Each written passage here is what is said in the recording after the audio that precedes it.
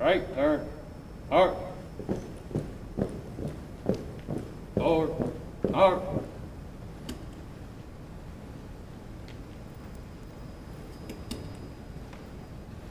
Belly guard. Halt. Over. Belly guard.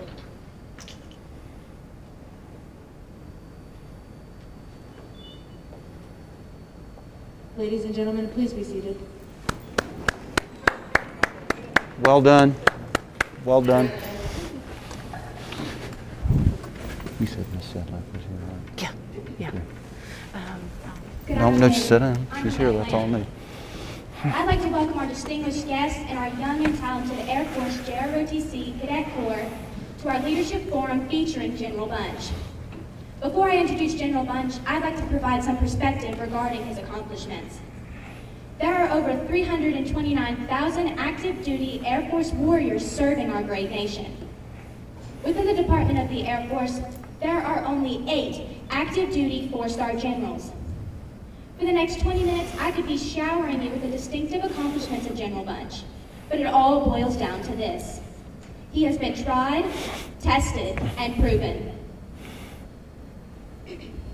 He personifies our core values: integrity first, service before self, and excellence in all we do. Born, raised, and educated in Hamblen County Schools, General Bunch is the definition of a true hometown hero. So without further ado, ladies and gentlemen, from the heart of East Tennessee, Hamblen County's very own active duty 4-star General, Arnold W. Bunch, Jr.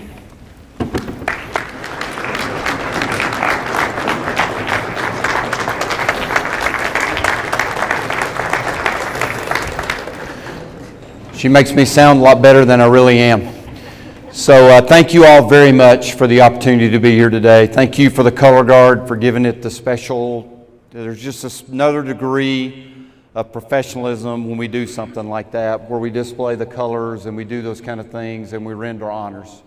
So I just thank them for what they're doing in that area. Beautiful rendition. I'm the guy that get asked by my children not to sing even in church. So anyone that can actually do that, I have nothing but the highest praise for you. So thank you all very much for doing that today. It is really an honor and a privilege to be with you today. I'm going to talk for a few minutes, and then I'm going to open it up, and we're going to do a lot of Q&A because I'd rather hear what your questions are and allow me to talk to you about what you want to hear than me talking to you about a bunch of other things. So the first thing I got to do is, it is surreal to come to Morristown West, which is not the school that I graduated from. I graduated from Morristown East, but I love you all. Don't take that the wrong way. And see my picture on the marquee. That just seems like an out-of-body experience for me, that would ever happen, that I would come back here. It only seems like a short time ago that I was here and I would come to West and we would play basketball and tennis. Those are the sports that I tried to play when I was in high school. And have that fun competition and grow. And so it's really great to be with you and to get to spend some time. This morning I got to spend some time with Dr. Perry and with the school board, and I thank them. I thank them for something that happened back when I was a student and something that they are not challenged with today. I thank them for setting me up for success because they provided the educational foundation that I needed. And they have to drive that with the engagement with the community to make sure we have everything so that each and every one of you, as you go out into your life past high school and beyond, that you're well prepared. So I thank them for that. I am truly from Morristown. I went to John Hay the first year that it opened up. I was in the first grade with Miss Taylor. Miss Taylor was my teacher. Miss Coleman was her compatriot on the other side. We had 2 classes of us. I went to Meadowview the first year that it opened up.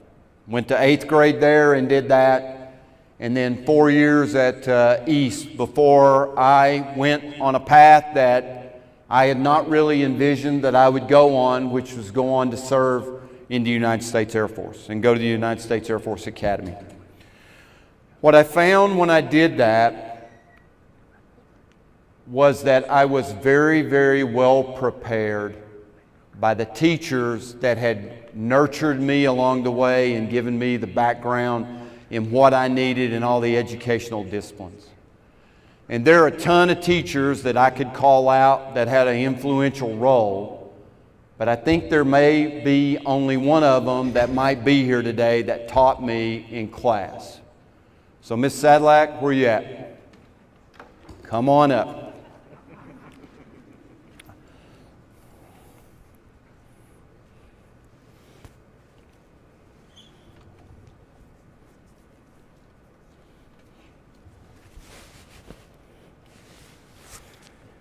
So, this young lady taught me geometry. Yes, sir. And she is going to get something from me that she is going to be the only one that I can give her, because I can't get to all the other ones. So you are getting this on behalf of all of the individuals that guided me and helped me get ready.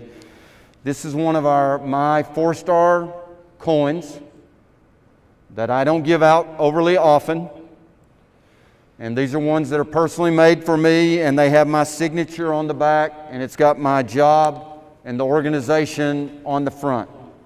So ma'am, this was totally impromptu, but I wanted you to take this on behalf of all the teachers that helped guide us and set us up for success. Thank you for your service and your sacrifice teaching kids. Thank you. I'm just going to do this. It's so good to see you again. Good to see you.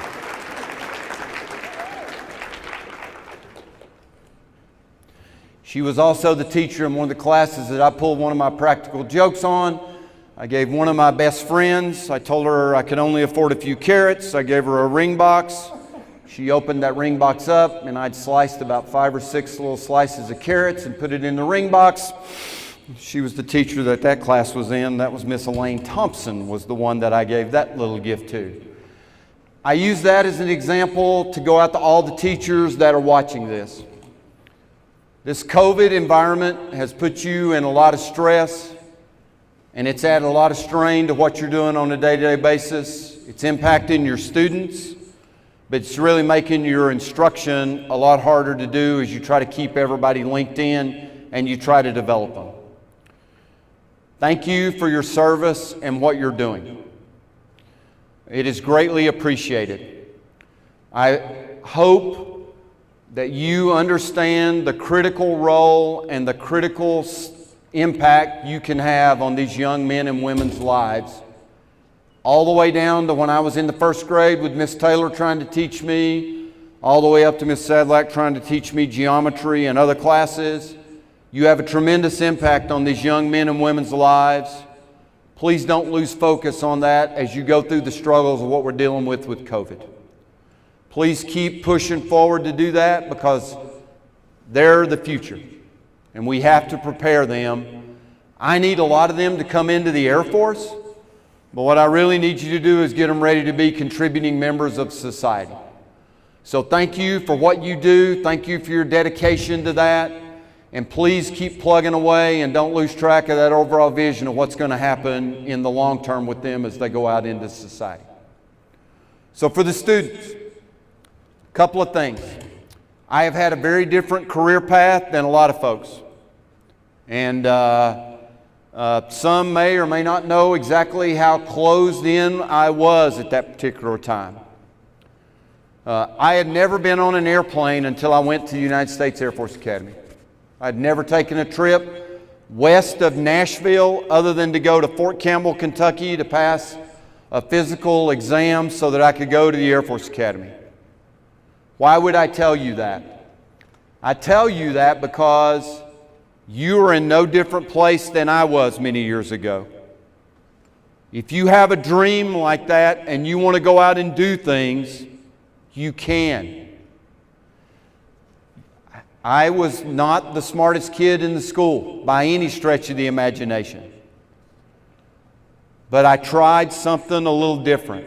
My encouragement to you is don't be afraid to dream. Don't be afraid to reach out there and take a step. Don't be afraid to go out there and try something that maybe not everybody in the community or your family has really ever done. You have to take some chances along the way. Okay? I did not know if I would get through the United States Air Force Academy. I went, I tried, I applied myself. I did. I did not know if I would get through pilot training. That was something that I was unfamiliar with. I only had a few hours. I went, I applied myself. I was able to do that.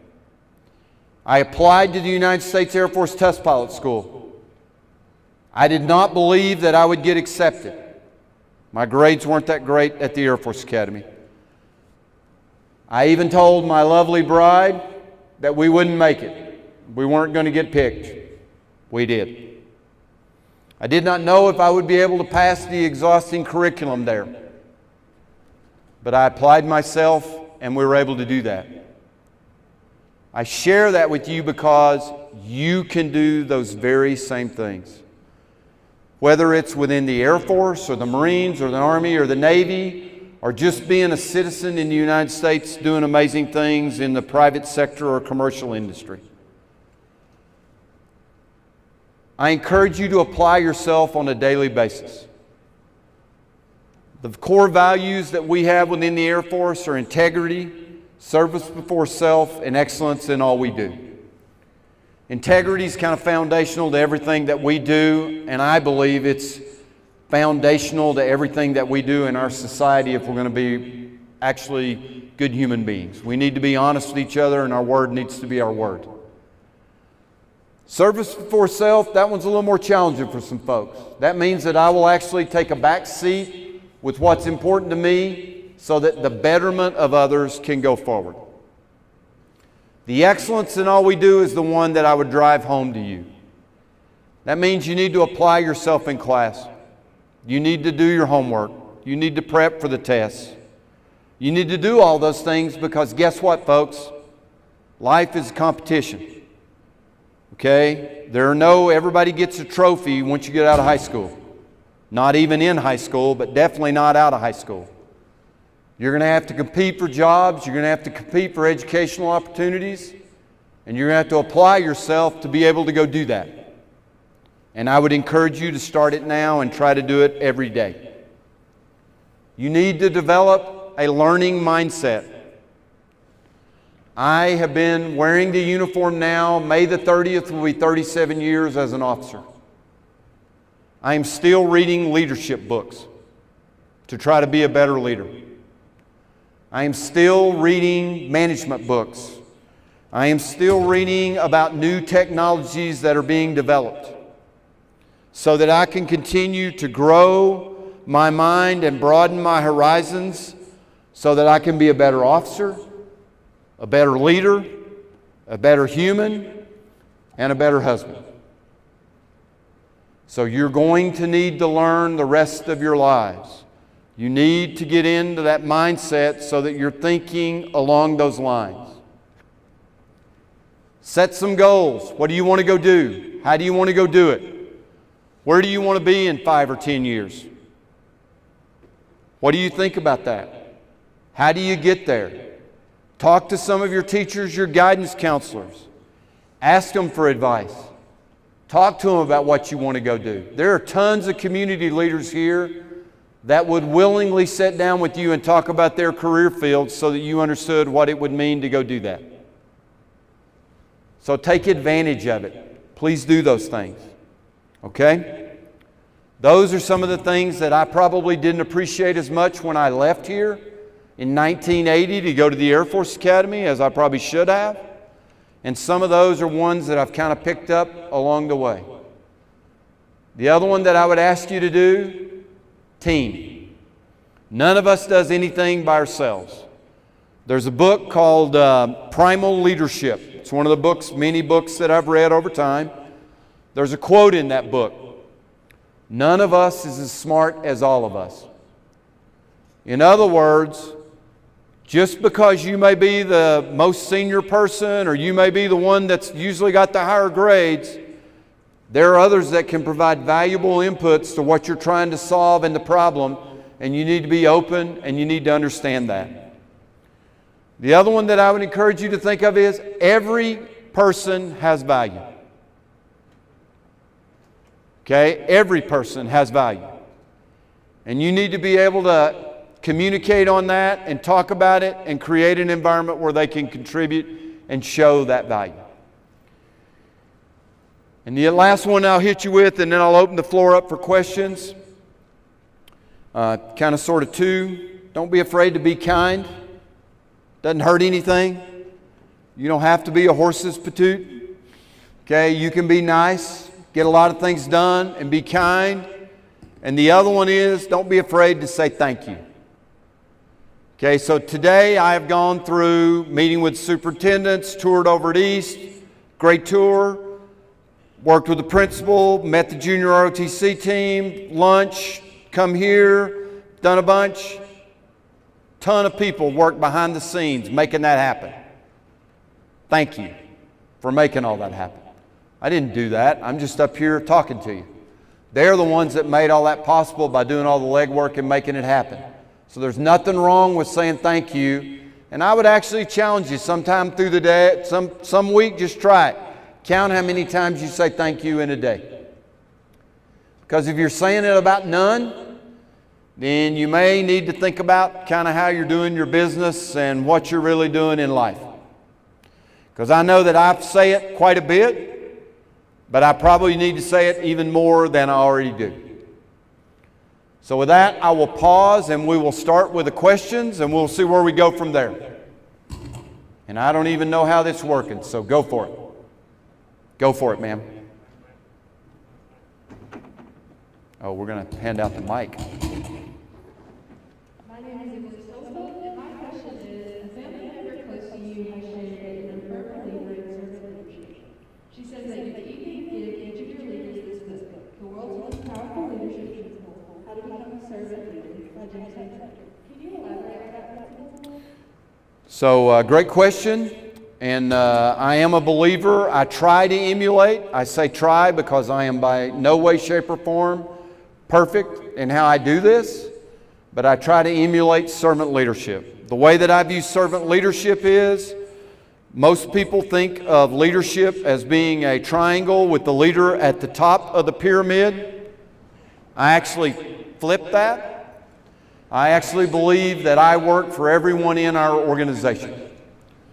I believe I work for the 89,000 plus airmen that are in our command. I have roughly 89,000 folks that are in the command. I believe I work for all 89,000 of them.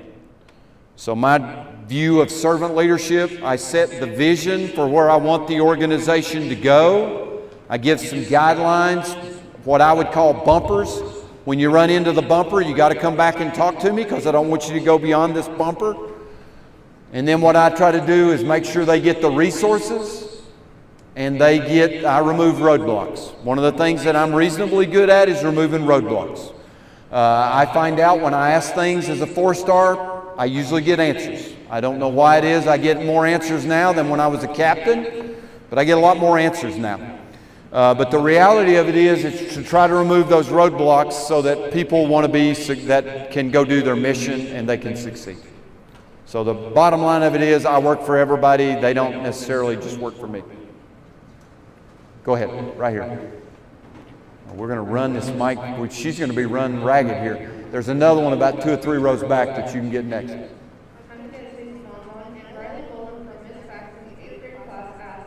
My teacher said that you're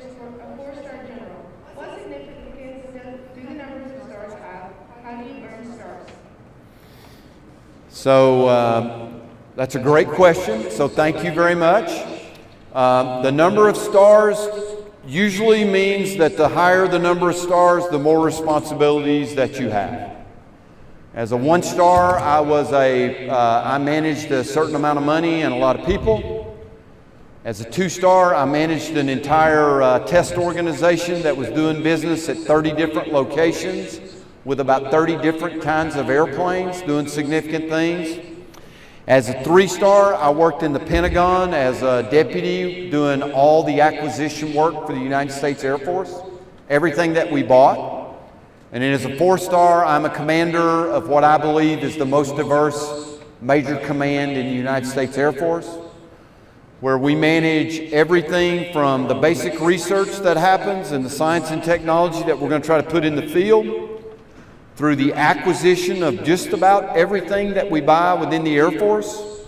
We buy within the command uniforms, to intercontinental ballistic missiles, to software, to bombers and fighters, to fire trucks, to contracting for services. We do all that kind of procurement lead. We do all the test work that the Air Force does for developmental tests. So before a system goes to the field, we will test it to make sure that it performs as expected and that it's safe.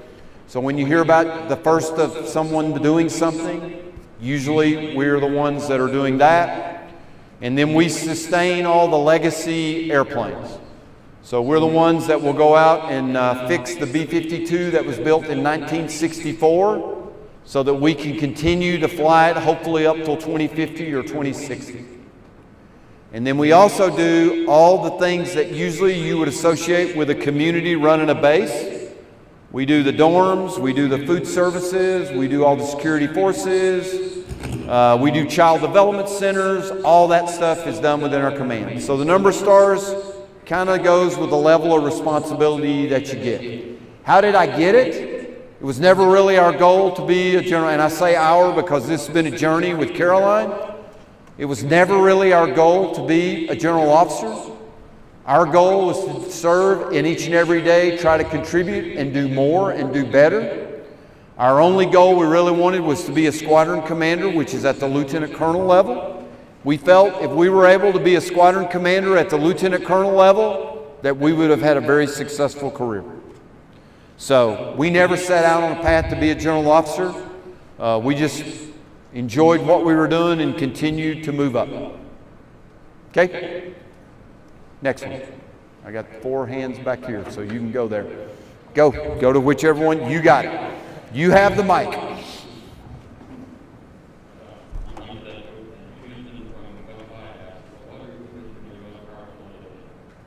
What are my most powerful motivations?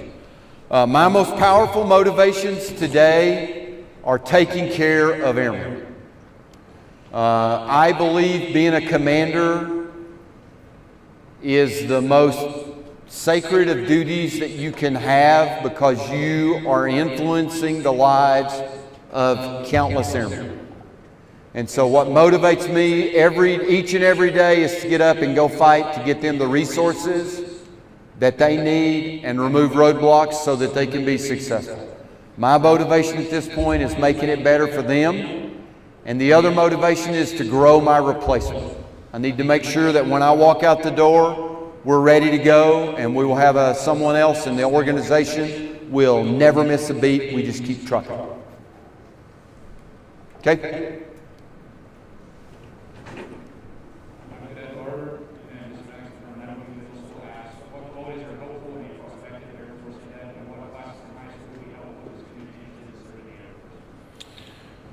So that's a great question. The qualities that I want, I kind of gave you our core values. Integrity, service for self, excellence in all we do. Those are kind of key qualities that we're kind of looking forward to be demonstrated as people want to come into our Air Force. We also need people that can think. We are known as the innovative service. Many people give us credit for that. And we want people that are innovative and creative and can come up with new ideas. We want people that can think.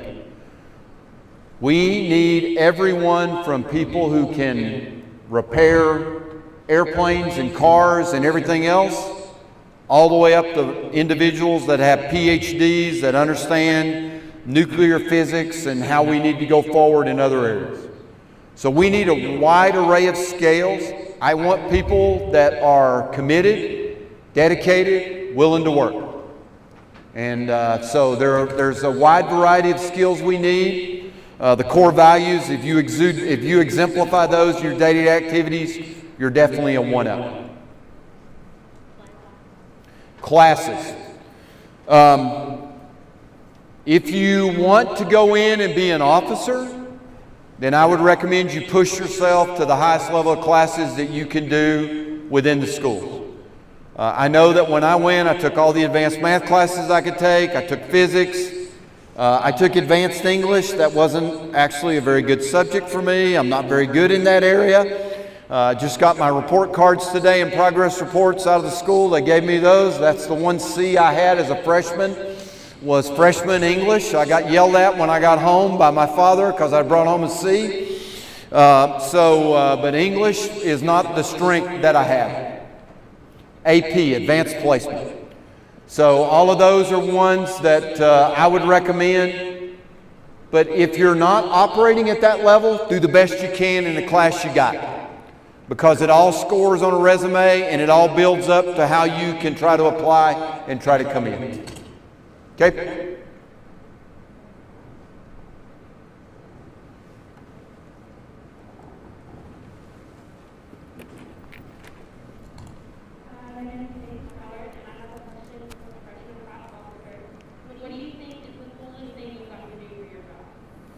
Coolest thing I've gotten to do for my job.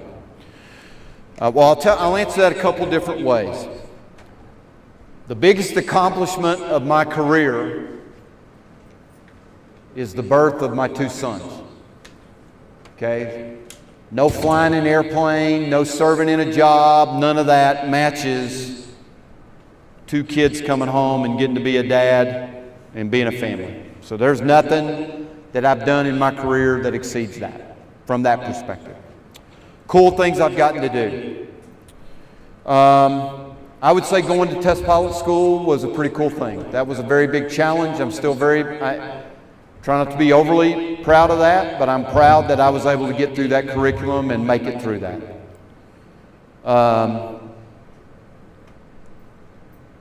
Flying a B-2 and being the 28th person to ever fly one, before it ever got in the field for everybody to go do, that's pretty cool. That was pretty cool. Getting the opportunity to be a commander, far cooler than anything else I've ever done. We wanted to be a commander. We thought we would get to do it maybe once. This is actually our 7th command tour. So it is, and that to me is the greatest thing that I can do as an Air Force officer, is serve as a commander and lead airman. Because they're what really makes it all happen. And the ultimate rush for me is being able to get an airman providing an airman the opportunity to go do something that they wanted to go do. Whether that's a new assignment, whether that's an educational opportunity, whether that's a permanent change of station to go to a different duty assignment. Being able to help airmen go achieve those things, those are the ultimate rush that let you know that I'm doing what I need to be doing. Go ahead. You all got it. My name is Lou, and I've got a question from Hamblen Cox from Miss Max's 8th class. He asked, what are some dangers of serving in the Air Force, and what are some benefits? Dangers and benefits. I would say anything you're going to do in life, there's going to be certain dangers. There are risks in everything that we do. If you come into the Air Force, certain career fields are probably a little more dangerous than other career fields. Here's what I will tell you about that. We take really good care of our airmen. We train them very well before we send them into harm's way. If we're going to ask you to do something that's dangerous, we're going to have thought through it. We're going to train you so that you're ready to go do that. Our airmen are our most valued treasure. We lose one, it's a huge loss. Okay, I told you earlier I have 89,000 airmen that are in Air Force Materiel Command. When we lose one, even with 89,000, that is a hit. And it hurts as the commander. We love and value our airmen. And we're going to train them. So there are jobs that are more dangerous than others. If you're a special tactics officer, you're doing special operations, that's more dangerous than being an administrative clerk or doing cybersecurity. But what I would tell you is we've done this for years and we develop airmen so they're ready to go into those roles. So I think that's important. Some of the benefits, there is no way that I would have been allowed to do the things that I had done if I had not gone into the Air Force. There is no way that I would have been able to lead as many men and women. There's no way that I would have gotten the exposure to all the different people that I have. There's no way that I would have been given the level of dollars and budget that I would be accounting for on a regular basis. And no way that I would have been given the freedom to operate at as low of a level as I was and directed to go do things and just come back if you got a problem, take care of it. That is the part that I've actually loved and enjoyed very much. Okay?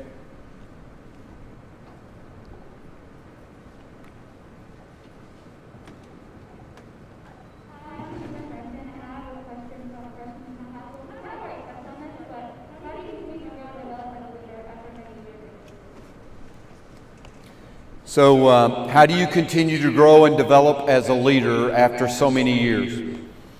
I actually believe there are a lot of ways you need to do this. One of those, technology and what's going on in the world continuously evolves. So you can't be stagnant on that. If you would have asked me 5 years ago if I had read anything on artificial intelligence, I would have probably said not very much, maybe in a sci-fi book.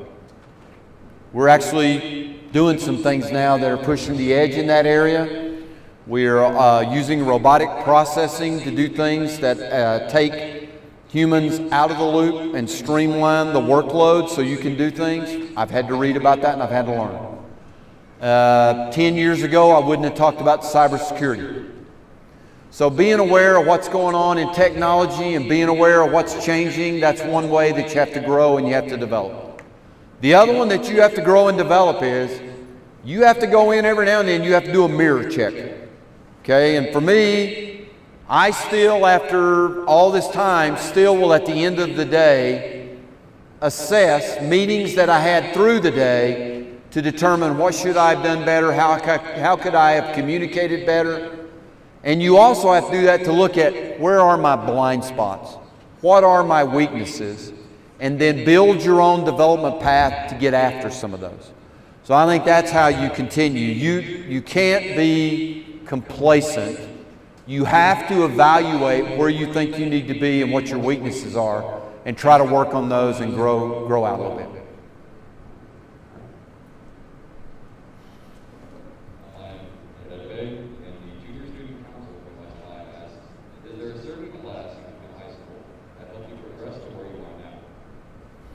Is there a certain class?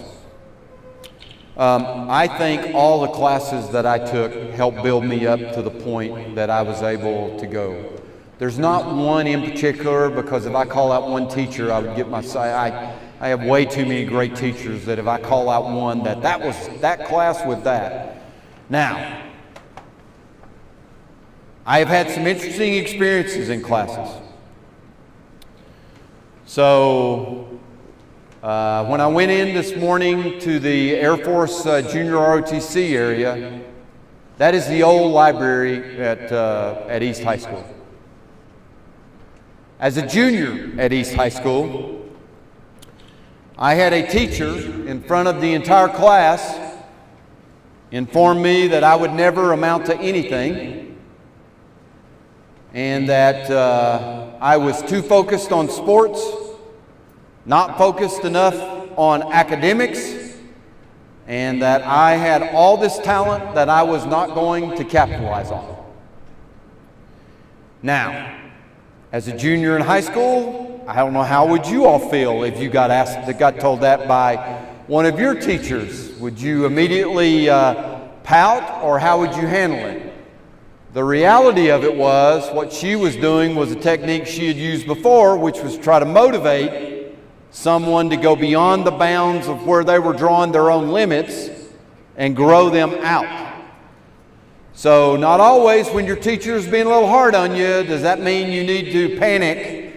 That's actually, they're trying to shape you for where you need to go, and they may actually see more potential in you than you see in yourself. So, not exactly what you wanted, but I'll get that story out there. Okay.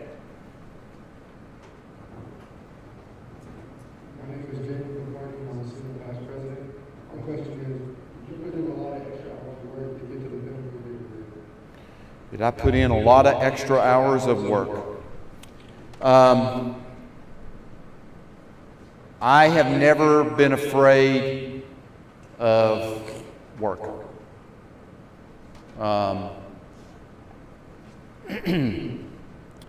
That foundation was set in me by my father and my mother. Miss Cook and I, many of you probably know, brother and sister. Miss Cook and I, our mother and father graduated high school.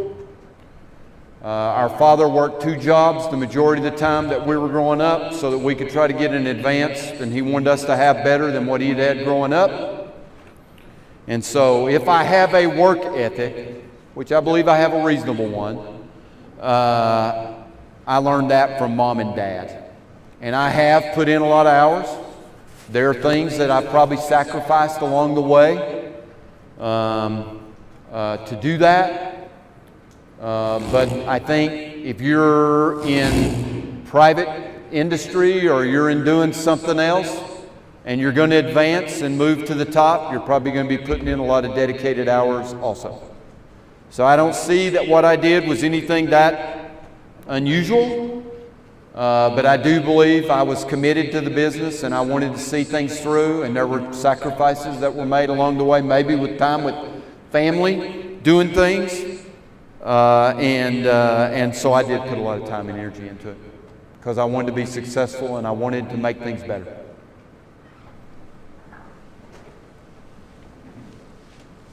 Hello, my name is and I have a question from the President of the City Council from West High. We want to know what can you do to motivate somebody who wishes to reach the position of purpose? That becomes a challenge if you're trying to motivate someone that you don't think.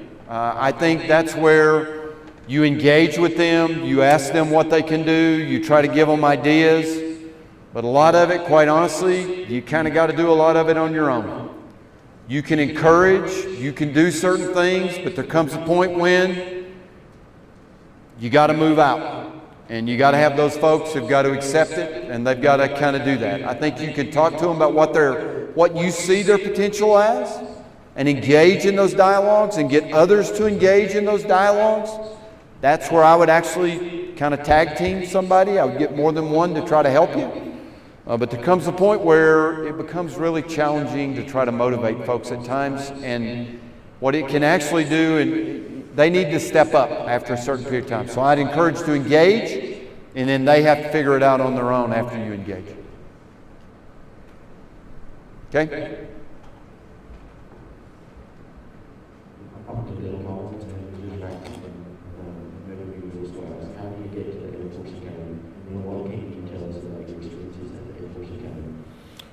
How did I get to the Air Force Academy? Getting to the Air Force Academy has become even more challenging now, and I will tell you quite honestly, if I were applying today based on what I did in high school and what I scored on my test scores, I'm not exactly sure I would get in today. It's pretty challenging to get there because there are a lot of people that want to do it. Community involvement, part of it. What you do in work and other things, it goes into the calculus. Grades, big factor. Sports, team captain, things like that, big factors. How you score on your tests, big factors. All the things that you would think that you would be looking at to go to a university that they would look at, They're all ones that they look at your classes, your grades, your community involvement. All those things are factors if you want to go to the Air Force Academy. That's where I would go back to, taking the most advanced classes that you could so that you build your resume and you grow your knowledge. Key factors. What did I learn? What I learned when I went to the Air Force Academy is this world's a whole lot bigger than Arnie Bunch, 18-year-old kid, thought it was. I did not understand how big the world was and how diverse this country is, because it is a melting pot of all the parts of the nation coming together as one. And I learned a whole lot. A lot of what I got was it dispelled kind of myths that I'd grown up with in the community and things that we had learned. And I broadened my horizons a great deal and pushed back some things that I really didn't understand and had to open my eyes to some differences around our nation. So I learned a ton at the Air Force Academy, and it prepped me to go be an officer.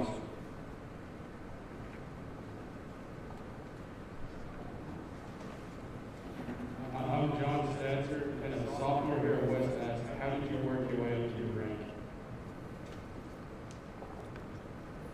So how did I work my way up to my rank? The way it works in the Air Force, start off as second lieutenant. 2 years later, unless you do something really bad, you're a first lieutenant. 2 years later, unless you do something really bad, you're a captain. That's kind of basic ones. Those are ones you kind of go, okay, Arnie's still breathing, we can promote him. Okay, that's a little bit of an exaggeration, but not a lot. As you move higher up, it looks really at the performance of how you've done in the jobs and the opportunities that you have been provided. So getting to go be a squadron commander, that's what we view as leadership, as one of the bigger things to get promoted. That was a big step, to get promoted to colonel. Being a colonel and getting to be a group commander and a wing commander and excelling in those jobs, those are big contributors to whether you're going to be a brigadier general. A lot of it, though, not as just performance in the job, it's how do you interact and how do you relate with people. One of the things that I should have said earlier that I would encourage you to work on your communication skills. You can have the greatest idea in the world, but if you can't communicate what that idea is to someone outside of your level of expertise, it's just going to be your idea and you're never going to be able to get there. That is an area that I've had to tremendously grow. I have really had to work on my communication skills over time. I will tell you, as I started my career, I was very leery about getting up in front of people and talking. And I wasn't a very good writer. Some would say I'm still not a very good writer. But I've had to work on those things over time. So, okay. Yes, sir. Okay, they're saying we're good. I'm going to go till they give me the hook in. I'll let them ask as long as they want to ask, and I'll let it's their time control.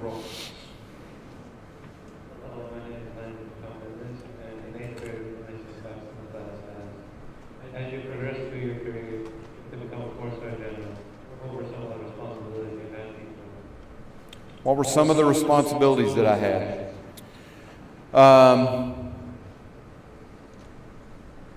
I'll start at lieutenant colonel. I was a commander of a squadron. I did personnel assignments, so I worked all the assignments for senior leaders within a command. So I was doing colonel and general officer assignments for a period of time. I was laying in budgets for billions of dollars within the Air Force in certain areas. That was another job that I got to do.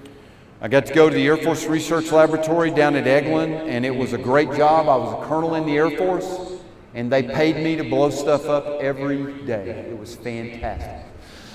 We were doing munitions development and explosives development, and the fact that I was a colonel and getting paid to blow stuff up, I mean, all of us want to go do that.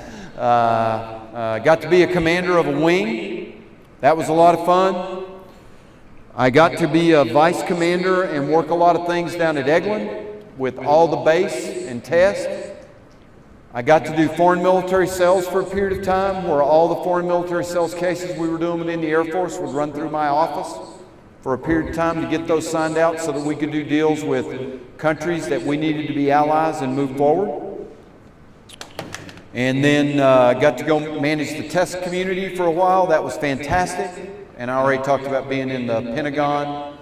One of the things in the Pentagon I got to do a lot of, I got to go deal with Congress and talk to them about programs. And that was a lot of fun and interesting to learn how that went. And I got to do a lot of media engagements. And that was another one that I had to learn pretty quickly, how my words were going to be used in the media. So, okay. Gerald Bunch, we're getting close to our time. Sir, can you illuminate about some of the things that are on your desk any time before you wrap up? Things on my desk. So, my office is a little unique, probably a little different than a lot of the other general officers you'd probably ever find within the Air Force. I'll go over a couple things in the office, and I'll go over one that I normally carry with me that's back in the principal's office. On my desk, I have a high chair. It's a little miniature kid's high chair out of like a doll set, sitting on my desk. Why would I have that? Because oftentimes what I tell people is that I'm going to bang on my high chair like a spoiled 2-year-old till I get somebody to pay attention to what we need to be doing and what the overall problem is. I picked that up when I was a colonel. It has followed me around in all my jobs, and it is now one of the common statements or sayings that are routinely attached to my name, and I'm going to bang on my high chair like a spoiled kid to get people to pay attention to me. That's one. I have another one that's a little bit odd, and most people usually ask questions about.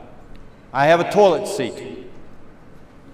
It's on a case that holds it up, and it sets up on one of my bookshelves. And many of you are probably going, why would a 4-star general in the Air Force have a toilet seat?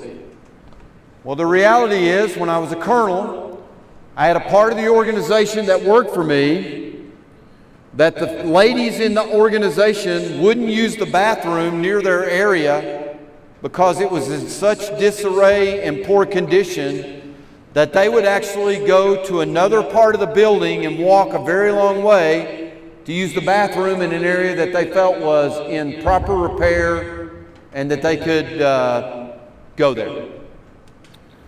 So when they told me this, I sort of banged on my high chair like a spoiled 2-year-old. I went and talked to a whole lot of people. We got a little bit of money. We fixed the bathroom up. When I left, they gave me one of the toilet seats. They had all signed the toilet seat, and it had pictures in it of all of them. Why is that so significant? That probably cost less than $20,000. It made a tremendous impact on those female airmen's lives, and it reminds me that small things that you do each and every day have tremendous impacts on people's lives. And it's a reminder that even little interactions, small things you do, are critical.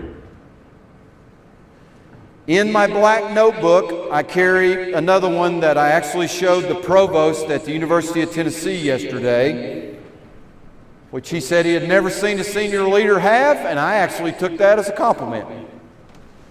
I carry a brown paper bag. I carry that brown paper bag so that when people come to me and they're getting all excited and they're almost at the point of hyperventilating over something they think is really critical, I will hand them the brown paper bag and tell them to breathe into it and relax. It's all going to be okay. We can work through this together. Everybody calm down. So, that's another one that I have. The last one that I have is a fishbowl. And it sits on the corner of my desk, and it's yay or so big, and it's got a little plastic fish in the bottom. It's got bug eyes. It's plastic. Nothing real in it. Not that bad. And it's covered up with plastic, and it sits there. It doesn't have a little castle that you see in some fish tanks or any little green plants. or any of those other scuba diver dude or whatever you got in there, none of that is in the fish tank. I do that because as a leader, when you get out and you're leading teams and you move forward, there's nobody you're hiding behind. Everybody that you're interacting with, you're constantly on display.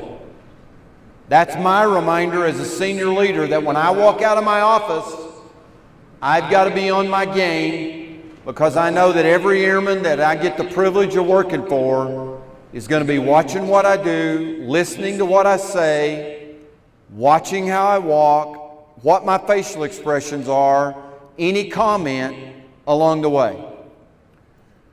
That will happen to you at some time in your lives, and you need to be aware of it. As you are more junior, it is the responsibility of those above you to protect you from those very senior people like me, so that you can grow and develop. But over time, as you grow and develop, that protection level drops off. And you're out there. And you got to be aware of it, because everybody's going to be watching what you do. So, I think that's about all the time that I've got. What I want to say to all of you all is, thank you very much for your time. It's been a great day for me here in Morristown. It's been great to come back home and go through and see what schools are doing, what the school board's doing, what the principals are doing, particularly what the junior ROTC program is doing. They ought to be very proud of what they're doing. And encourage all of you to keep doing great work and continue to learn. And the teachers, thank you for what you're doing. Everybody have a great day, and thank you for your time.